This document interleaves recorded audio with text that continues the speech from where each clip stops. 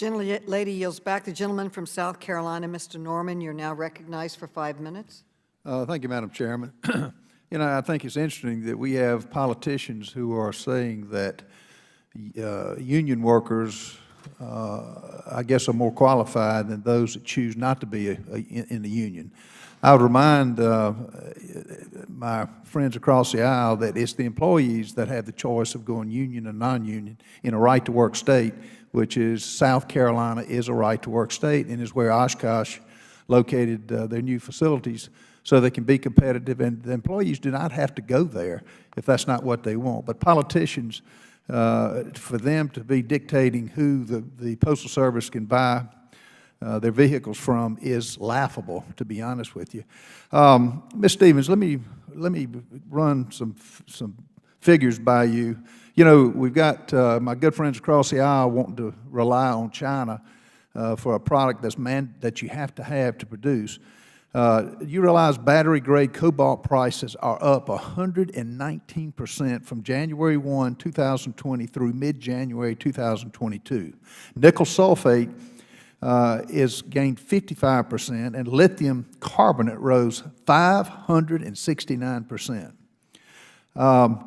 Who pays the price on these increases, regardless of what the initial cost of the vehicle is? Who bears that, and is that in the budget that you know of?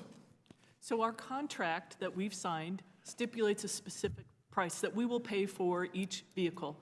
If there are conditions in the market that are well beyond the negotiated pricing, there is a procedural process through our supply management processes to reassess and renegotiate. But so you agree that with these increases in prices, that China that has sweatshop labor, with China that is not our friend, with China that is a communist country, this could be a problem. And what's to prevent them from going up 600%? Anything?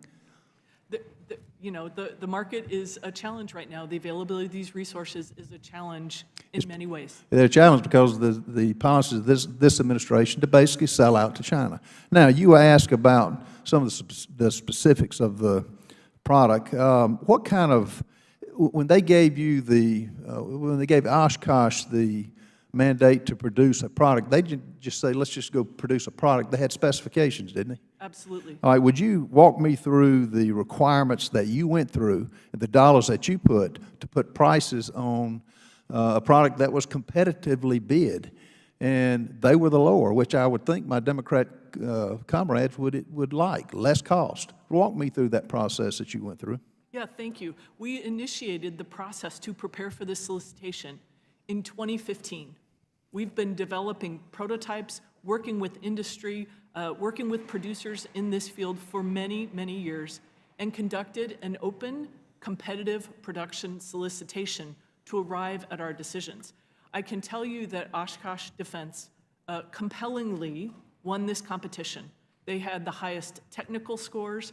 Our employees who drove those vehicles rated them far and away more favorably than any of the other models that were in consideration. And so their pricing was best. This was a compelling example of a clear contract winner when this contract award was made to Oshkosh. So for 7 years, you invested your time, your tithe, your talent to look at pricing a vehicle that would be competitive. You didn't know who was going to bid on this, did you? That's correct. It was open to any and all comers. Yes, and we encouraged participation. Yeah, well, it is an insult for some of the questions you've had to endure, and particularly the insult about labor employees versus non-labor employees.